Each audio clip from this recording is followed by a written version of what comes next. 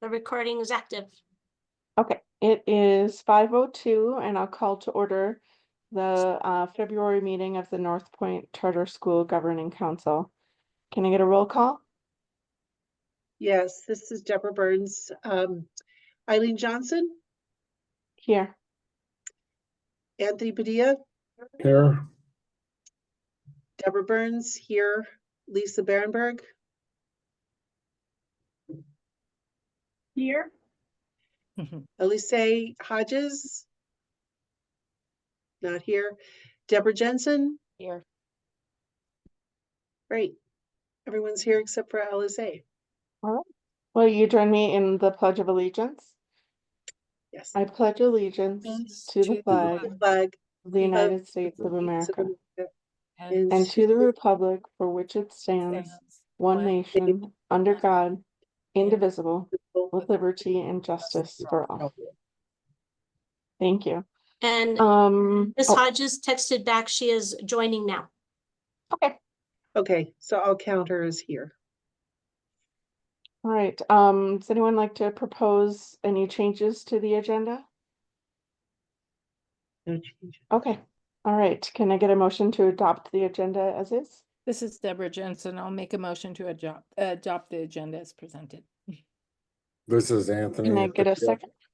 This is Anthony Padilla. I second the motion. Thank you. Roll Okay. call, please. Eileen Johnson, Aye. Anthony Padilla, Aye. Deborah Burns, aye. Lisa Berenberg, Aye. Elise Hodges, Not Elise. yet. Not yet. Okay, Deborah Jensen, That was Deborah Jensen. I don't think you kind of cut out right in the middle of that, Deborah Burns. So oh, Elise Hodges. Oh, well, she doesn't know what we're Here. voting on. well, yeah, she Hi. doesn't know what we're passing. We're Probably. taking a motion to adopt the agenda as presented. And I was doing a roll call. LSA, did you have any changes to the agenda? No, thank you. Okay, so can you vote aye to approve the agenda as presented? Aye. And Deborah Jensen. Aye. Great. Thank you. Thank you. All right, public comment. Doesn't look like we have any members of the public present for comment. None All right, present, but we are seeking input on the 25-26 calendar, the 25-26 budget, graduation requirements, and the gifted education plan. Thank But you. nobody wants to comment. It's okay. Okay, the consent agenda. Did anyone have any suggestions for the meeting minutes? Or I guess I think I feel like I'm does saying this anybody wrong this want time. does anybody want to remove anything from the consent agenda? Is that right? Yeah. Does anybody want to feel like it needs to be removed from the consent agenda and handled separately or not? No. Okay. I don't see Can I get a any. motion to approve the consent agenda? It's Anthony Padilla. I motion to approve the consent agenda as it is. And this is Deborah Burns. I'll second the motion. And that includes 1, 2, 3, 4, 5 bars. Correct. Okay. Okay. And doesn't it also include the check register and bank reconciliation? Okay. Mhm. Yep. Okay. So In the I'll minute. do Eileen Johnson, Aye. Anthony Padilla, Aye. Deborah Burns, aye. Lisa Berenberg, Aye. Elise Hodges, Aye. Deborah Jensen. Aye. Great. Thank you so much. All right, financial management. So we had the finance committee report before this and went over the financials. We also discussed the P card, additional bank account information that we're going to talk about in 6C. I think that was really the only thing of note. Deborah, did you have anything you wanted to bring up from the finance committee meeting? Well, I think we just paid special attention to monitoring our cash position and the percentage of our capital expenditures going to direct instruction of students. That was a focus, but there was nothing to report to the board. All right, the business manager report. Marie? Good evening, everyone. It's good to see you all. We did have our finance committee meeting and everything was presented for the board, for the committee to check out.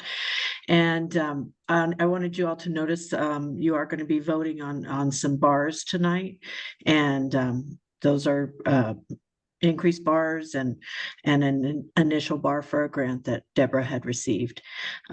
Lisa has So- received, and we're Oh, not going to Lisa, vote on the bars because we just approved them through the consent agenda. Oh, okay. I forgot to mention one thing before you go, Mrs. Boma. Can I mention one thing that I meant to say to the board? I'm sorry.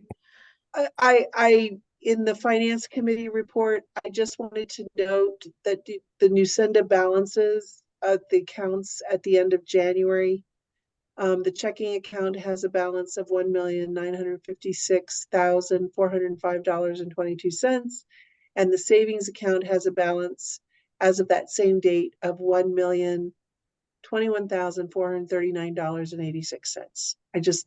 That was supposed to be part of my finance committee agenda report or finance committee report, and I forgot to say that. So my apologies for interrupting.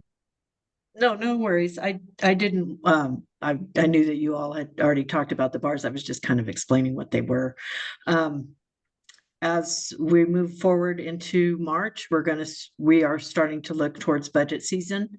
We haven't found out any pertinent concrete information from anybody, any PED or anybody like that, even when our budgets are due.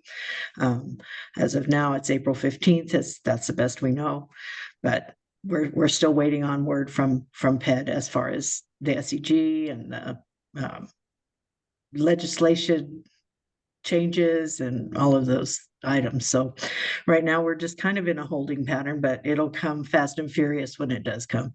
And then I can't believe it's already February. So it's going to be the end of the school year before we turn around twice, that's for sure. And then we'll go into next year. So, but are there any questions for me? Does anyone have anything they'd like to ask or clarify with the bars or anything? No, No, I no, don't. thank you. So, did you say our budget is due to be filed with the state on April 15th? Well, that's just the basic day that everybody has, it's just the day they've put out there, and that'll change, I'm sure, but that's just the day that's there. We don't even find out what spring budget isn't even until the first week of April, so there we are. So it Well, won't be that day. the only reason I bring it up is usually it gets filed in May, and so we have I'm to sure. approve it. We have to Right. approve it before the filing date, so that makes us have to move up everything a month in our approval process over the next couple of months, right? Right, but like I'm saying, that date's not going to hold. I would imagine it'll be sometime in Okay. May. Yeah. Okay. So. Okay. Just that. Okay, thank you, Marie. And then if you want to stay on for 6C before you hang up. So we, the finance committee and Lisa and Marie had talked about the different options as far as getting a purchase card or, something just to help pay for the expenses that don't take a PO. And Deborah and I were kind of confused on the different options. And so Lisa is gonna, make a pretty little chart for us that shows us the different options and has the summary of them so that we can make a decision and have a discussion next time.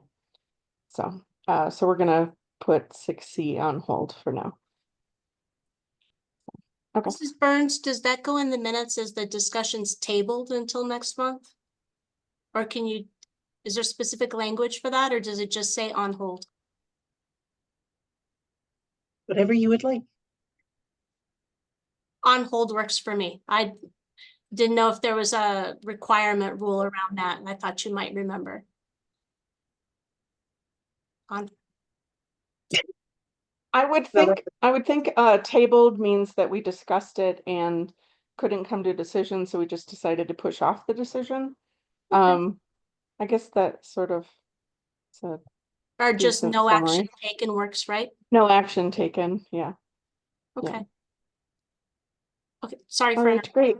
Yeah, Marie, you're free to stay or go. I know you've had a long day, so. Thank you, Marie. Thank you Thank you. all. We'll see you next you. month. Bye. Yeah. Thank you. All right, Denise with the Academic Dean Report.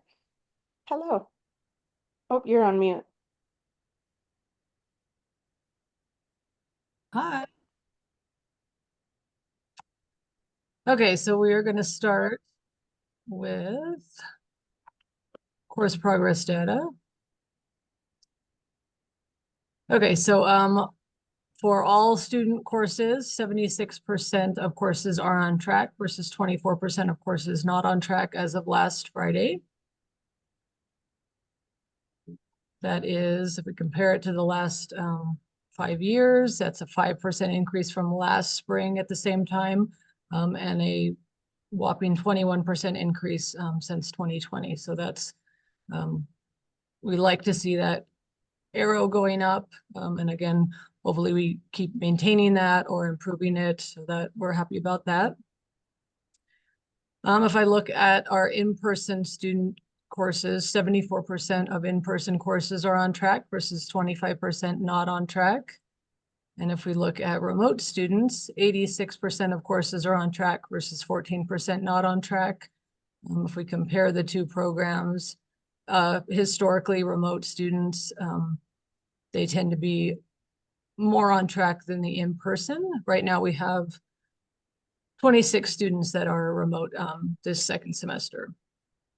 And they generally even out towards the end of the semester, but remote always has kind of a head start. If we look at our subpopulation data, again, all courses, 76% of courses from all students were on track. 75% of courses from our regular ed students are on track. 74% of courses from our students with disabilities are on track. 83% of courses from gifted students are on track. 88% of our students with 504 plans, their courses are on track. 67% of new student courses are on track, which is not surprising. We've added a handful of students this spring. It does take a while to get acclimated to our system, so I'm not surprised at the 67% there. 70% of Native American student courses are on track. 100% of our African American student courses are on track. 79% of students that are economically disadvantaged, and 44% of our ELL student courses. We did touch on that last meeting that, for ELL with 5 students, that's statistically insignificant, but we still do track that. And really 4 of our subpopulation groups are 10 or less, though we still track it, and it is good to see where we're at. None of this is surprising or alarming. We are monitoring those ELL students to get them back on track. Yeah, that is a focus for us, I think. Yeah. I mean, obviously, yeah. Right. And again, it's 5 students, but we still don't want to lose 5 students. So certainly watching that. If we look at what was their percentage? 44. Okay. Yeah, I can go back. That's fine. Yeah. I for some reason don't see the screen. I don't know. I'm listening. Okay. If we look at courses and subject matters, out of 37 elective courses, 6 are not on track right now. Out of 137 social studies courses, 33 are not on track. 88 science courses, 27 are not on track. 114 English courses, 34 are not on track. And 107 math classes, 39 are not on track. And then you can see the percentages on the side of each subject. If we take all of the courses that are not on track and put them in a pie chart to see, nothing is pretty balanced. Math is slightly higher, and that's not surprising given that we switched to paper math test.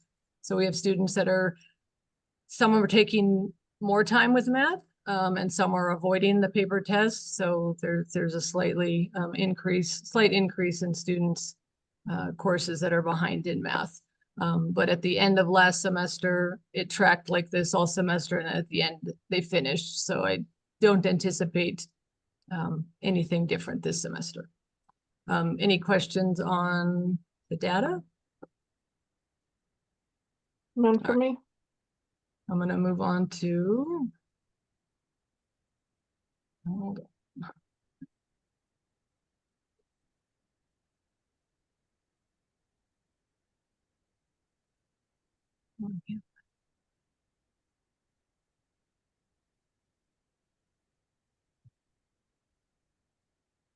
Sorry, the bar is blocking my, there we go. Now I have too many things on screen.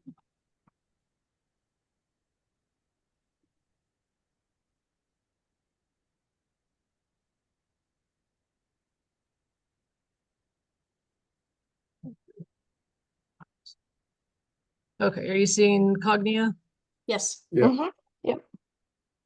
So we did have our Cognia review January 28th. It went really well. Lisa and I worked on that for 6 months, and the fact that it was virtual, we were talking about how it kind of felt like a letdown because it was virtual and only 1 day versus 3 days. And it was so much work. And then it was like, well, we'll get a report to you in 8 to 12 weeks. What is accreditation? Basically, Cognia, it used to be Advanced Ed, it used to be NCA, but it's an international renowned accreditation company that's been around for like 125 years. They're international, and it looks good for us to be accredited by an unbiased professional to come in and look and see what we're doing and compare us to other schools. They gave us basically a couple of commendations and a couple of areas for growth. The first one that they said was our sponsored teacher program. They said that's a model for schools all over. They were really happy with the safety net that we provide to students and the adult advocate that we provide to students. That was their number one commendation for us. They also really like that our school is really open doors for parents to come in at any time. And they appreciated our next step planning with students, with our meetings with sponsor teachers. So those are really two pluses. As far as suggestions for areas of growth, they suggested some additional professional development that's structured around our improvement goals. And they also suggested investigating some more interactive learning experiences to supplement the online learning in main lab. But they will give us a formal written report that goes over everything that we submitted, everything that they saw here and all of the people that they talked to here. They did say the spring is their busy season, so it could take up to 12 weeks from the review, but we're hoping for sooner. And as soon as we get that, we will share it with you all. And but overall, they were very complimentary and said they expect to have really high scores. Is that accurate, Lisa? Yes, ma'am. Yeah. Okay. And Denise is right. We finished with that and we both just thought, well, that was anticlimactic. It should have been confetti that fell from the ceiling or something. That didn't happen. Exactly. Thanks for working so hard on that. Yes.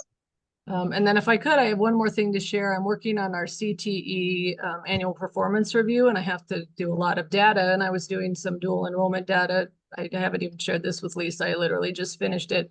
But I was really excited about some 2025 senior class facts with dual enrollment. So 62% of our senior class this year is taking advantage of dual enrollment opportunities from their eligible 10th grade to their senior year. 73% of those who have attended here, and like there's SSLC in there. I'm sorry, that was like a flashback. I need to change that. 73% of those who attended Northpoint all 4 years have taken advantage of dual credit opportunities. And the senior class of 2025 has earned 422 college credit hours, which compared that to last year's senior class, it was 222. So that's impressive. 141 dual enrollment classes were taken by the senior class of 25.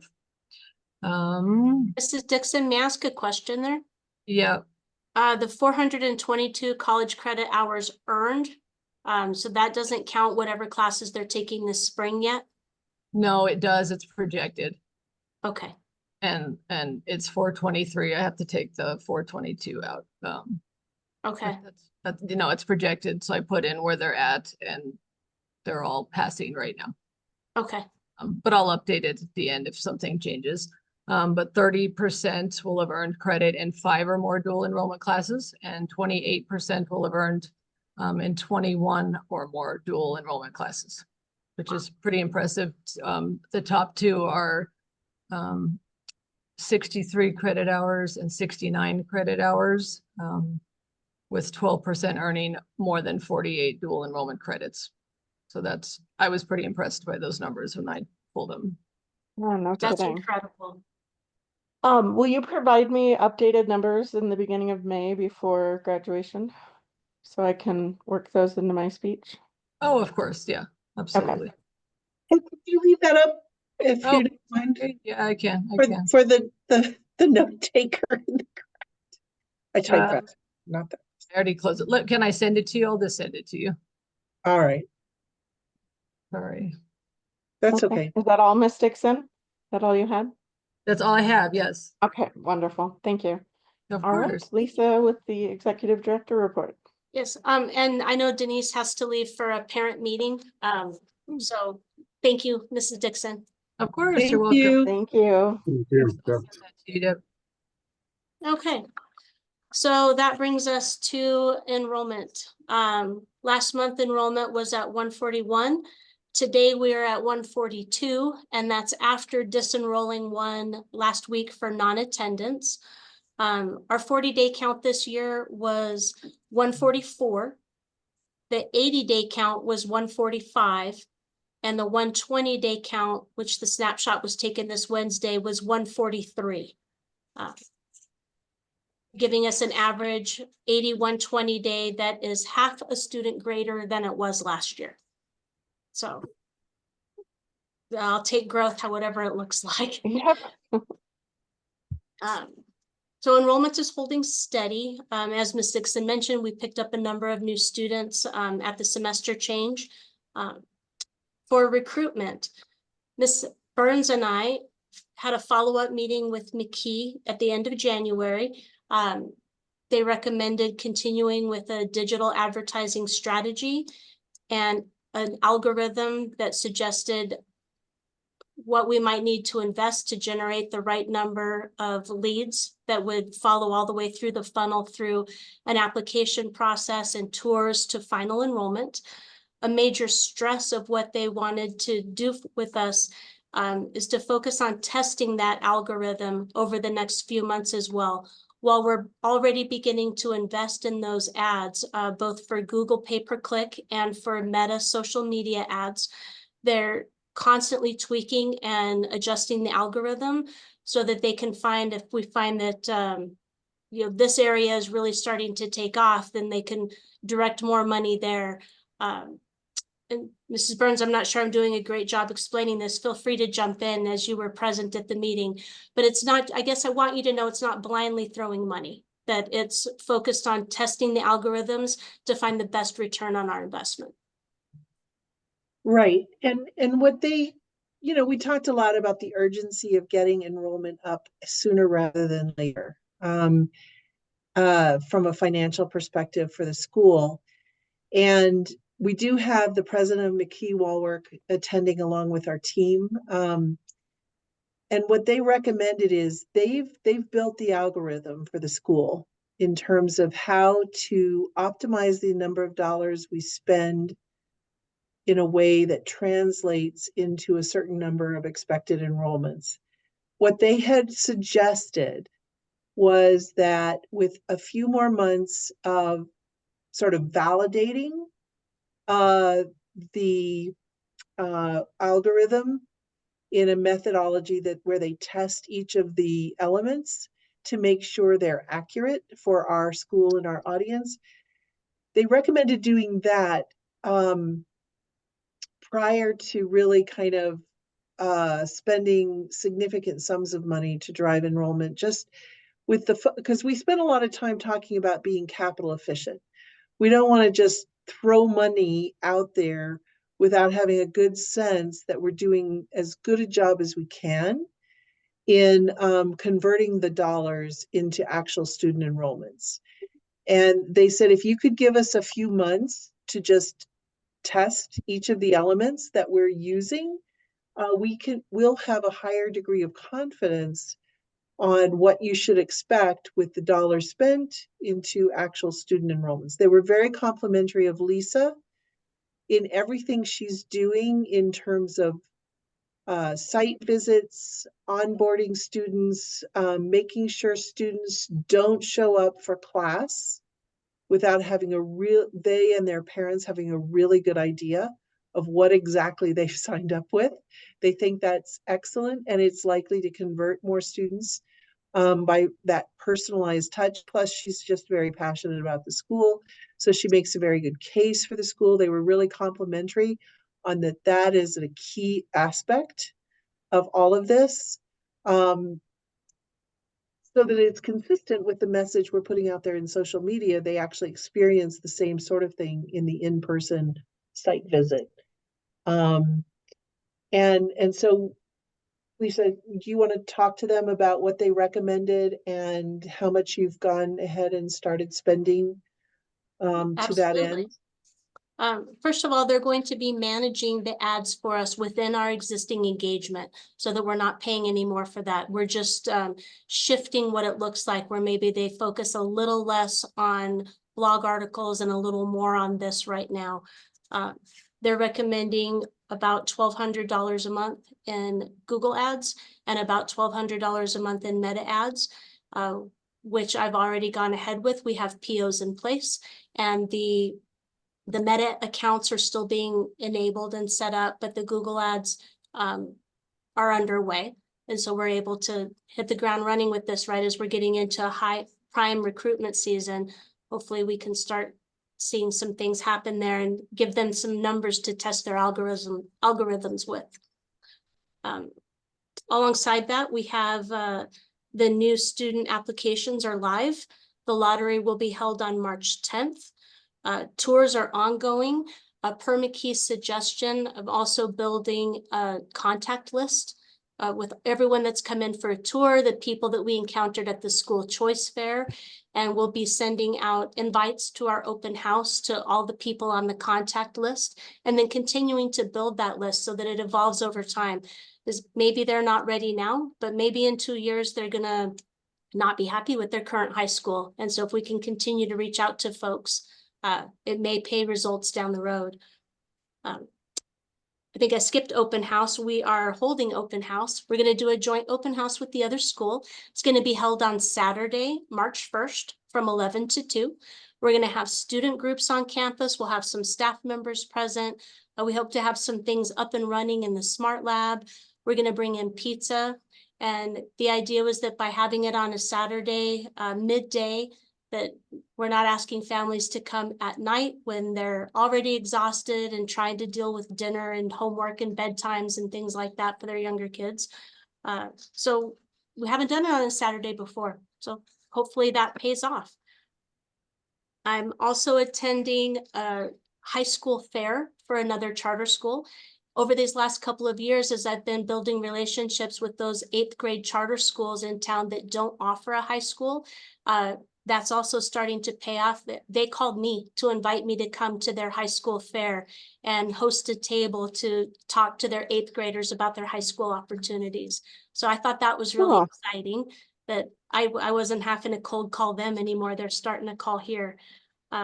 And of course, we have our presentation for the Renaissance 8th graders is scheduled this Friday. Renaissance 8th graders have received an email, their families, excuse me, have received an email with invites for the open house, offers for personal tours, and then we'll speak to those students directly this coming Friday. So I'm still working on correlating all of the tour cards that we've done. But as I've shared before, we did implement tour cards for every family so that we can better track how did you hear about us, and then whether or not they enrolled. And of course, adding those to that contact list I mentioned. And interestingly, more and more, since we've added this field to that tour card, more and more people are finding us online. I've had them tell me directly, oh, I searched for STEM charter school in Albuquerque or something along those lines. So we're tracking all of that so that we can help support the best way to invest our advertising dollars. I have also met with a couple of other enrollment vendors as I've been doing research on how we can boost enrollment. And the really great news is that I'm hearing the same thing from everyone that I've met with, that the digital marketing is the best return on investment. And most of the strategies that I've heard from a variety of companies are things that we are already implementing or in the process of implementing. So that's all telling me that we're moving in the right direction, and that we just need to see it start paying off. Last thing for recruitment is that we have on our current DEO report from McKee, which is that SEO that they're working on to boost our numbers in Google. They're continuing to see an upward trend in search terms that include things like charter school, online charter school, or STEM in high school. And we're holding ownership of those higher spots there. And they're seeing increased traffic to the student application page, to the STEM page, and to dual enrollment and tech-based learning. So things are moving positively there. That's on our website, those last 3 Yes, pieces, ma'am. right? Okay. Yes, ma'am. Do you have any questions about recruitment before I move on? No. And Deborah, I can help fill in the gaps there on the minutes, or I can send you notes, whichever you like. I have a question, actually. Sorry, the dogs are gonna bark in the background. So a few months to optimize the algorithms, which would, but will those, so the algorithms is optimizing search terms and things, directing traffic to the school. Is that what I'm understanding? I think what they're doing is they have a working algorithm that says,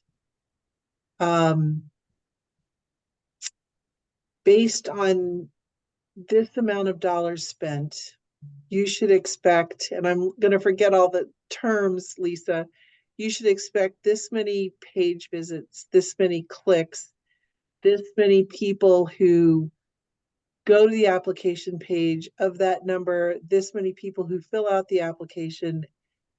Out of the number of people who fill out the application, this many people enroll. That's a summary. And they want to test that because at some point we're going to have a pretty clear understanding of how many dollars we have to spend to convert and get new students. And when we have that, then we can make an informed decision about how much money we want to spend to attract another 10 students, right? Right, I understand that, but I guess I'm wondering is what the data after doing that, what are some of the different ways in which that would direct money? For instance, if Lisa's already directing money for these Google ads and the Meta things, is the marketing directed differently than in those areas? I think I know what you're asking. If I jump in, I don't mean to interrupt you, but I think I know what you're asking.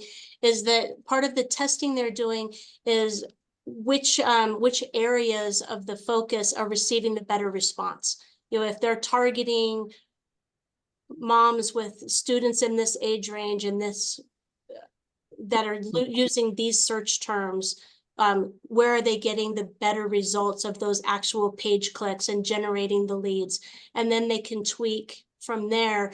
Maybe if they're getting more interest in STEM charter school versus blended learning charter school, then they direct more of those marketing funds towards the STEM to boost the engagement.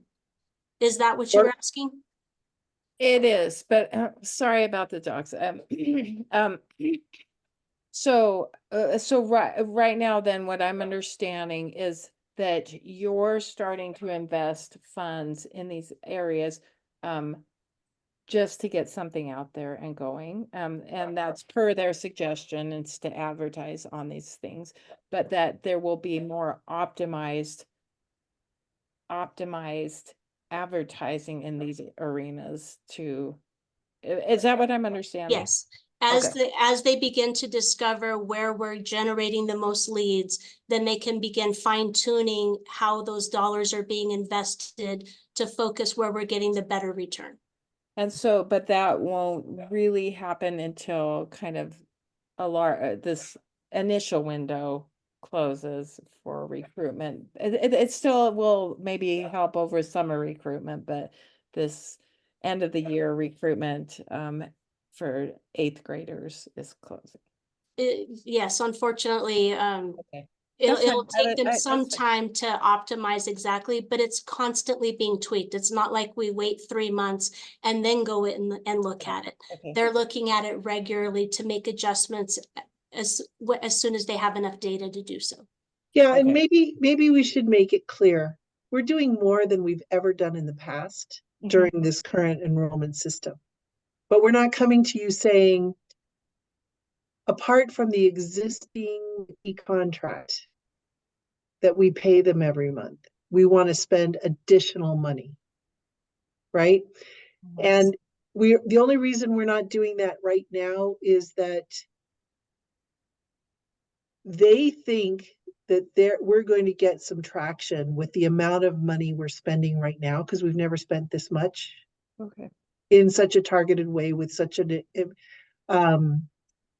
focused message, Yeah. so to speak. So we're expecting to get results. Just this is not a criticism. I just wanted to understand the Yeah. window expectations since I don't meet with them. So it was just trying to understand what the optimization was doing. So Well, I and appreciate let you. me, Yeah. let me just say, I said to them, look, we have got to grow enrollment significantly. Like our break even from an operating budget perspective is something like 180 students. And we set a goal for this year of replacing all the graduating seniors plus 35. Was that right, Lisa? That sounds about right. And to reach that goal, they recommended us doing this right now.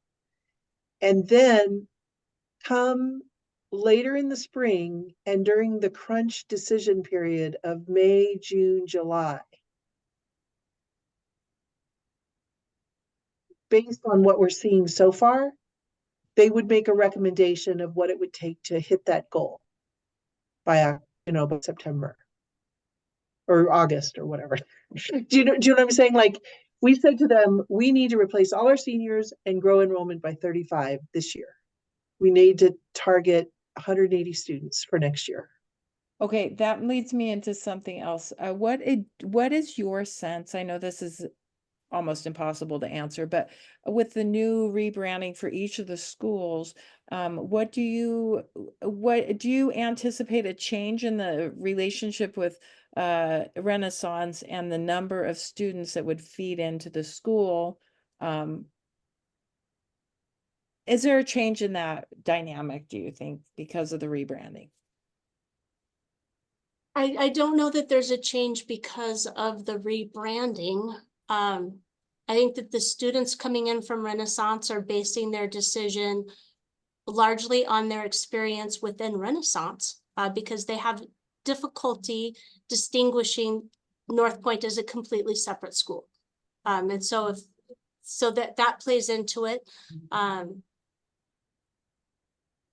wouldn't anticipate large changes in the Okay, number I of was just students we wondering get. because with the similarity in the names, even though they were distinct schools, it kind of lended itself to the Oh, idea that it was a continuation of the, the okay. schooling, so. I found too, when Anthony was in 8th grade, that it really mattered where his peers were going. Like his happiness in high school and where he wanted to go really sort of depended on, oh, so and so's going to X, another person's going to Y. And so I think it really depends on, 8th grade, like where the parents are planning on having their kids go based on the kids' high school activities and what the kids want to be able to do. So, yeah. Thank you. That concludes the recruitment unless there are any more questions. No? Then I'd like to share some testing results with you. Let me share my screen here. And we've completed the winter assessment for NWEA, which is our short cycle assessment we give 3 times a year. There is almost 100% participation across the board. You can see that the blue is the fall test and the orange is the winter test. We missed one 9th grade student who happens to be the one that we disenrolled for non-attendance because they stopped coming to school. But for reading, we tested 100% of everybody else this winter. And we have the same for math. We got everybody. So kudos to the teachers for tracking them all down and making them come in. And then here are the scores. Now I included both the fall and the winter so that you can see the change overall. If we look mostly here at the total, in the fall we had, this is the reading, and in the fall we had 56% of students test proficient or advanced. And at the winter test, it actually went down a bit to 52% of students testing at proficient or advanced. Although I can tell you that we're not alarmed by that. It's not uncommon to see a little dip in the winter. Remember, this is one test on one day and students rush, they have a bad day. We also discussed that we held that winter test on the first Monday following winter break. And that was not the best time to hold the test. They weren't back in the groove yet. And so we're going to be adjusting that next year and making sure that we give them a little more time to acclimate before we ask them to take the test. And while I'm not pleased with the number overall in the total, I do want to note that the 11th grade went from, I don't want to make you dizzy here, but they went from 60% proficient in the fall to 65% proficient in the spring, or excuse me, in the winter. And the reason we focus on that 11th grade is because they're the ones that are going to take the SAT in April. And so that looks positive. And then if we move on down here to math, this again is the beginning of the year, that fall test. And for math, we had 48% of students test as proficient or advanced in the fall. And in the winter, that moved up to 51% testing proficient and advanced. And while this is only 2 data points, it's not enough to make grand generalizations, but we'd sure like to believe that this is closely related to the improvement in our math tests. Asking students to do the paper math test is requiring them to interact with the math in a much more detailed way. And so we're hopeful that that trend will continue and they're becoming more accustomed to using math and not doing multiple choice.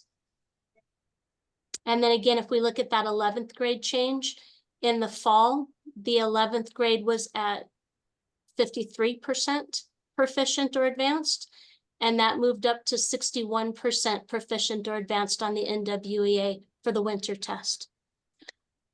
For growth, we had Oh, shoot, I didn't write down the number and I've got it on a completely different graphs and I don't remember the number, but we had a large percentage of our students meet their growth goal between the two tests. We held our awards assembly last week, and we gave awards to most students in categories that they're recognized for scoring proficient or for advanced or for meeting their growth goal. So even if students aren't scoring proficient, if they're meeting their growth goal, they're showing growth, they're showing positive change, and that also affects our scoring on the performance framework. So that's all positive. Oh, here's the growth percentages. That's why I didn't write it down. I apologize. Here again, if we focus in on that 11th grade, only because they're the tested grade, this is the percent, the blue is reading and the orange is math. And this is the percent in each grade level that met their growth goal just between the fall and the winter test. So does this include students who are already proficient or not? It does. A growth goal is required for students, even if they're proficient or advanced. Typically, their growth goals are smaller than a student who might be scoring at beginning steps, because a student that's advanced has less room to show growth than a student who's scoring in beginning steps. Okay. Are there any questions about the NWEA test? Mm-mm. No? Nope, none for me. No. Okay. Then two more just quick updates, things that will be coming your way. As you know, the state has moved to new graduation requirements for the starting class of 2025. The incoming freshmen next year will be under the new requirements. We are still working through that, and I expect to have it up for you and for public comment next month. We also have to build a graduate profile. What does a Northpoint student graduate look like? And we've been examining examples. We've spent a lot of time in our in-service and staff meeting times digging into that as a staff to identify the key concepts. And we've just sent a rough draft of that to McKee, who's agreed to help us wordsmith that and incorporate some of the work that we've done through the charrette to maintain that same branding and same language throughout. I said, these are the key concepts we want to focus on, and then they'll help us make it pretty and align with the other work that we're doing. Oh, I said, I almost lied. I have one more thing. Our CSD site visit, our annual site visit is scheduled on March 31st. They've asked for the GC focus group to be between 10:15 and 11 o'clock. Okay, Say that so again. March 31st? Yes, ma'am. And it would be, they were asking for in-person if possible. They would prefer that folks are able to come in person. They will do a Zoom if necessary. And they also sent a reminder that we need to have just 2 or 3 members present, or else we need to post for a quorum, which we can easily do as well if more people would like to attend. what time was it? 10:15? 10:15 to 11 o'clock on March 31st, which, if I Okay. remember correctly, is a Monday. Yep, it is. Yeah. I can be there. Okay. Eileen, for sure?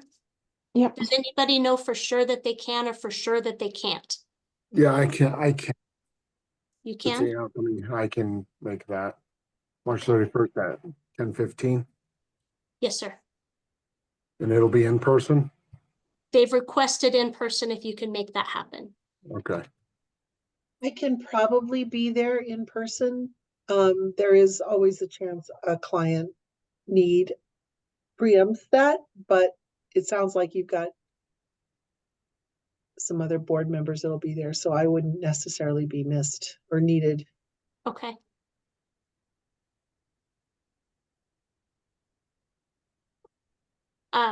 Well, that's 3 that for sure can be there. What I'm going to do is I'll send this out to you all in email as well so that you can check your schedules. And if you'll let me know if you can add that to your calendar, we can always post in advance that we're going to have a quorum present if we have too many people. Yeah, because like the January 28th time that I committed to, I couldn't end up making, and so it was nice that you guys had it covered. So, thank you. Yeah, because life happens and things come up. It does. Yeah. Then I will get that sent out to you all so you can respond back to me and let me know whether or not you can make it. And that concludes my report. Thank you. Thank you. Thank you. All right. Hey, just Governance. really quickly, Oh, so was one of the was it financial literacy that's required now? It's not, we can choose to make it required. The biggest changes are that they removed Algebra 2 as a graduation requirement. It has to be offered. And local school boards like you can elect to make it a requirement at any school. But that was the biggest change. Oh, for some reason I thought I read that financial literacy would be required of high school students. It has to be offered. It does not have to be required. There are But you, some other things. but you've been offering it. Mhm. Yes, ma'am. And I have to tell you, I saw a noticeable difference in our conversation senior year at the dinner table as he took economics and financial literacy. You guys did a really good job on that. I love those classes and I love those for kids. I would Yeah. say also for Algebra 2, finding out like what percentage of kids plan to go on to college and if colleges require Algebra 2, I'd be interested in hearing that data, just to see if we should still require it and also what you guys think if we should still require it. I'll see what I can find in data for that. A discussion we've had is that not every student is college bound and might not need Right. Algebra 2. However, Yeah. every 11th grader is tested on the SAT and we're held to those proficiency rates, and Algebra 2 is included in that. So we hate to set them up for a test that they're not prepared for because they haven't had the right material. Personally definitely in favor of financial literacy. And as we've spoken with our math team and had internal conversations about it, we're hearing the same split. Maybe if we had Algebra 2 required, unless there was an IEP accommodation that said they could take a different math class, they still need to have 4 credits of math to graduate. And other key things are a 2-unit pathway that is determined by each local school. And so we would suggest Smart Lab as the 2-unit pathway required for every student. And then additionally, there has to be a 2-unit pathway offered that's student selected. And they can't be the same. They can't just take Smart Lab 1 and 2 and have that count for both requirements. But they could take Smart Lab 3 and 4 and have that be their elected 2-unit pathway.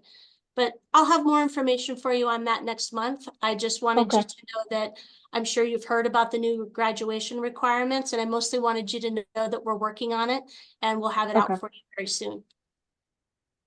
I would, if I had to make a decision right now without any data, I would say that we should just keep Algebra 2 because I don't see why not. But yeah, for special accommodations. I'm gonna argue for a 2 pathway for our students next month. Am I allowed to comment on this? Of course. So Algebra 2 is not necessarily a requirement in college. And so I don't necessarily think that it should have to be a requirement. I think that different options should be given for students to choose from in math. Because maybe they don't want to go and be an engineer or something and they don't need all that math. I get that 4 years of math have to be done, but maybe something more in depth in different areas. So like how many students could actually balance a checkbook? Financial literacy doesn't go over that. So can we find a math class that can actually give them more of everyday use? Financial literacy doesn't go over that? That's interesting. I Not feel like that- I learned that in high school, but that was a really long time ago. So, I learned it in high school a really long time ago. I'm not sure if I can bring up my two kids, but they have both completed the financial literacy, and neither one of them brought up balancing a bank account. Well, I can sure get the standards for you covered in our offered financial literacy class to help you make a decision. I had a question for you again. You had mentioned the algebra 2. Now, when they're taking the SATs, that's in their junior year. Yes, sir. Is what I'm saying is if they don't have it, does that hurt us when they take their SATs in any way? Well, Algebra 2 material is included on the SAT test. So if they haven't been exposed to Algebra 2, then yes, I would expect that to be detrimental to their scores. Okay. So then that's okay. That's all I was saying. I know it's not everything that everybody wants to do or wants to be or wants, but it may be a necessary evil. I was just laughing about math being evil. Yeah. Well, to some it's not, and to others it is. So Absolutely. Yeah. yeah, but if that's gonna hurt them by not having that, I hate to um, hurts, by not eating healthy, it hurts you, and so that's why, our parents force us to try to eat healthy.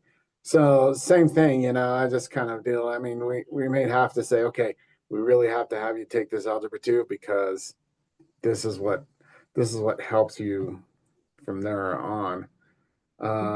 Yeah, they may not go to college, but it's still important to have that for your uh just for whatever else they go into. I mean, there's math in everything.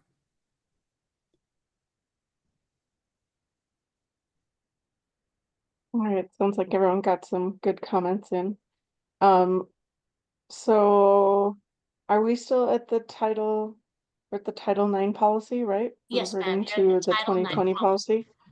No, Okay. I just inserted the graduation requirements under the executive director report because it wasn't on the agenda. It was under my report. I had it under school business, which I didn't list everything out, Ms. Burns. So Okay, I'll you move got it it in under the right school spot. business. I'll put it in school business. Okay. Thanks for helping me with that. All right, the Title IX policy. Ms.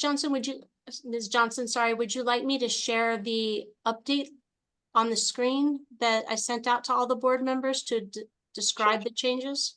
Okay. Yeah.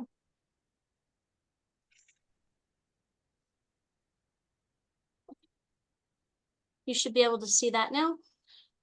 In August of 2024, just a couple short months ago, I brought you an updated Title IX policy provided by Sue Fox. And then she said, no, we need to revert back to the 2020 policy. The updated 2024 policies were blocked by a judge. And so we need to revert back to the 2020 policies. I did ask her to summarize the differences so that you knew what had changed. And this was her response, that it was mostly regarding increased and more specific protections for transgender students, explicit right granted to pregnant students and employees, and then the 2024 regulation made it easier for schools to handle Title IX investigations. So she recommends officially voting to revert back to the 2020 policy and hanging on to the 2024 policy pending future changes in federal administration. Well, we definitely want to do what our lawyer recommends. So, can I have a motion to accept or revert back to the 2020 Title IX policy? This is Anthony. I make a motion to revert to the 2020 title policy. Can I get a second? This is Deborah Jensen. I'll second that. Thank you. And a roll call. Ms. Johnson, Aye. Mr. Padilla, Aye. Ms. Burns, aye. Lisa Berenberg, Aye. Elisay Hodges, I Deborah Jensen, Aye. thank you. All right, motion pass. And the student handbook updates. Right. Lisa, would you put that on the screen, please? Yes, ma'am. The student handbook updates we're requesting is I put here the existing grading policy that we have in our handbook, and we would like to add this. It has come up that we have some students transferring in that have AP grades or honor courses from another high school that have a weighted GPA, and we don't have a policy for a weighted GPA. And so what we would like to do is make a policy where we utilize our 4-point grading scale. We don't weight grade point averages, but if the student transferred in with a weighted GPA from another school, we'll include that weighted GPA on their transcript, but it would not be used for class rank calculations. That would be done using our standard grading scale. And the reason for that is that if you have a student that is currently ranked first, and then a student transfers in with a weighted GPA from another school, then they would bump that student out of first place. And instead, it would just be calculated on the standard GPA. Since our students don't have the opportunity to earn a weighted GPA to take them above a 4.0. Are there any questions about that? Do you ever think we would switch to a weighted GPA scale? I don't see the need for it right now, since we don't Okay. offer AP classes. When we have Okay. students at that level, we send them to CNM. Yeah, that's a good point. Okay. All right, I don't have any questions on it. Anyone else? There is another policy in the handbook before you vote. This one comes out of a change in NMAC and a new rule. The PED alerted us to the new rule and sent us to this exact resource, the 24/7 New Mexico Tobacco-Free Schools Toolkit. And I obtained proposed policy language direct from that resource. It goes on to explain and specifically prohibit the use of any type of tobacco product by students, parents, staff, or visitors to the campus. It specifies that it's not allowed anywhere on campus, not on athletic fields, not in the parking lots, nowhere at all. And it also includes electronic nicotine delivery devices and nicotine liquid containers. And it also includes items that vaporize or aerosol an inhaled substance, even if it doesn't contain nicotine. So it updates the language there. And this was our existing policy. And all it's doing is beefing up the existing policy to expand the definitions of what's banned and include the new required language that specifies all the places on school that it's not allowed, and marking specifically that that includes students, parents, visitors, and staff members. And these Okay, were I like all, it. these were all recommended by our council, right? Not specifically from Ms. Fox, but this was directly from the resource provided by PED to Okay. update the tobacco policy language. Okay, And that's all for the student handbook updates. Okay, if there are no questions, could I Am get a I- motion? Oh, Well, hold it. Am I reading the Go ahead. use of mood altering substances? Would that include things like antidepressants and such like that? I don't believe it's, the intention would include something like that. I would think of that more as perhaps, cannabis. I would, sorry, Miss Mora. Go ahead. I would think it would mean things that are mood changers that is not prescribed by a physician and on record with the school, or Mhm. something that is not like an organic anxiety thing that has no THC, no anything like that. Yeah. Because they have like those little anxiety candies, but it's not weed, it doesn't have the THC, etc. Thank you for adding that. I learn something new every day.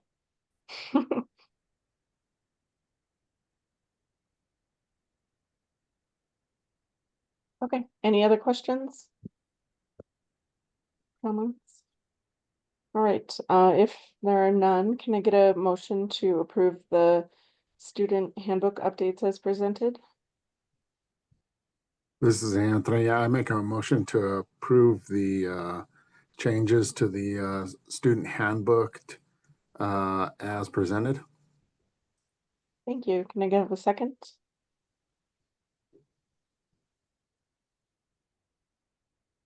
This is Deborah This- Jensen. I'll second that.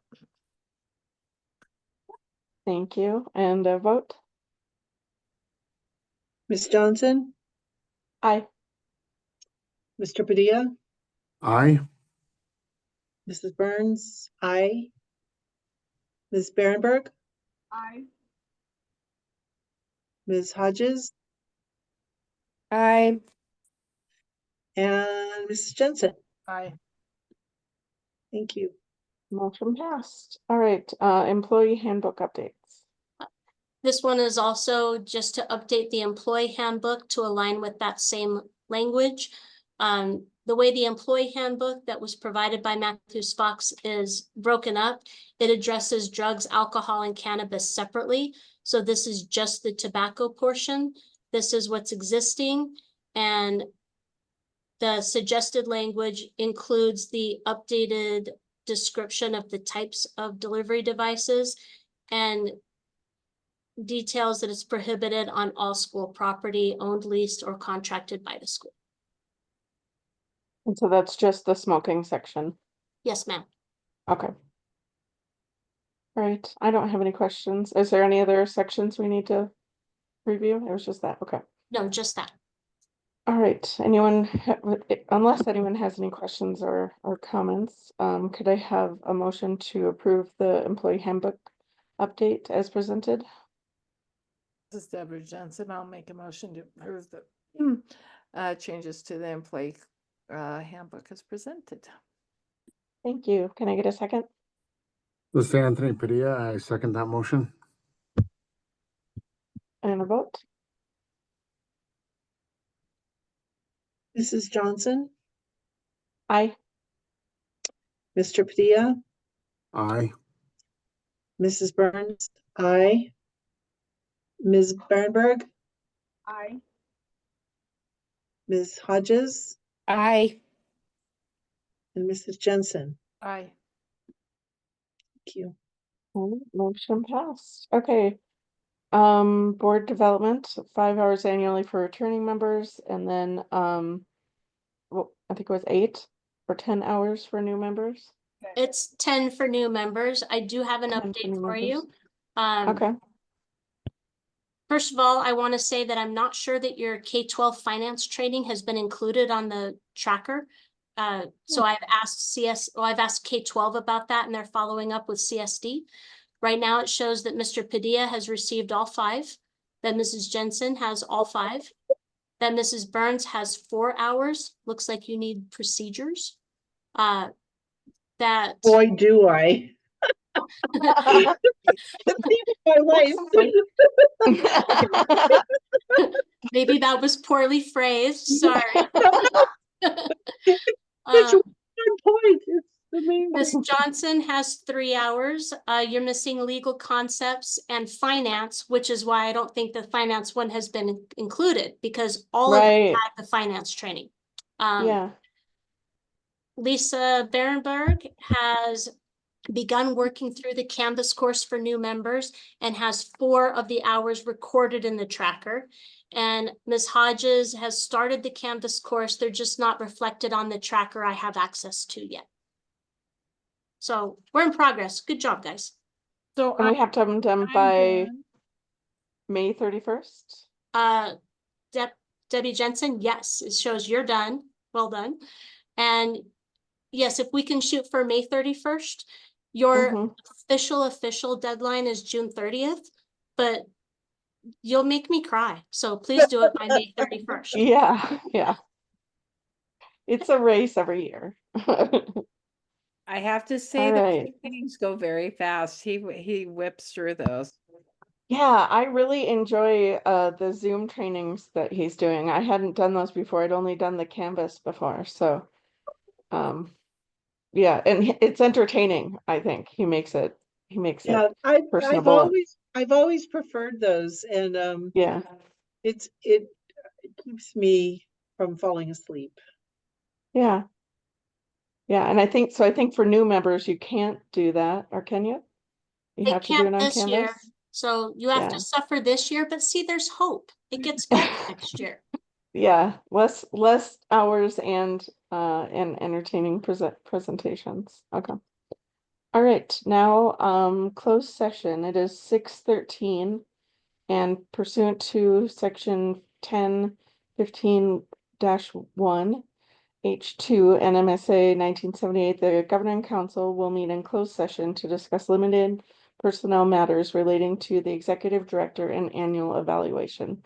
Lisa, will you please stop the recording? Yes, ma'am.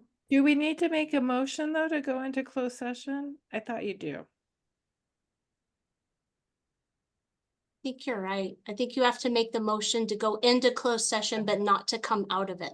Yes. Okay, okay. Can I have, Michael always kept that I straight for know, me. I know. We need to add that discussion action for next year's agenda, because I think we've done this like couple times in a row when we did the closed session. Okay, so can I have a motion to enter closed session, please? This But is I think Anthony. I think you have to read, make a motion and then say what you just said. Read the. Okay, I will. I Could mean, I please, it's just, I Well, think. Anthony can do it. He's making the motion. he Anthony's could say what the motion is. Okay, I was just gonna say I make a motion to go into closed session. you have to read the whole thing now. Um, Sorry. I don't have it. I don't have it in front of me. Hold on a second. Let me see if I can find it. Why don't you? I mean, maybe it's not that technical, but that's how we used to do it, where you would say, make a motion and then read the pursuant Like to. it, yeah. If anyone else has it in front of them, they could read it and Yeah, make the I motion. I got it on the Got it. screen. Here you go. hold on. Oh, yeah, there it is. Okay, I make a motion to go into a closed session in suit to section 10-15-1, parentheses H2 NMSA 1978. The governing council will meet in closed session to discuss limited personal matters related to the executive director annual evaluation. Can I get a second This is Deborah Jensen. I'll second that. and a vote?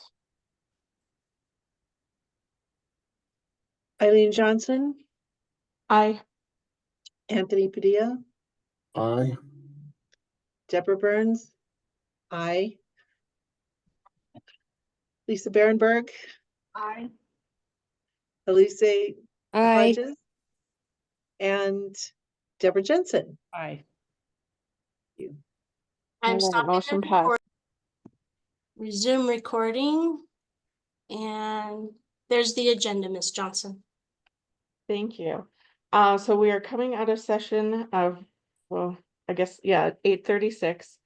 And pursuant to section 10-15-1 H2 NMSA 1978, the governing council met in the closed session and discussed limited personnel matters relating to the executive director's annual evaluation, and no action was taken. No other, No other items were discussed. Okay, did I cover it? All right. So next month, our governing council meeting was moved from the 19th to the 26th. So everybody make sure you have that on your calendar. Mine says the 26th. And the next regular meeting will be the 26th at 5 p.m. and it's 8:37. We are adjourned. All right. All All right. right. thank you. Thanks, guys. Thanks. We'll Thank see you. you next month.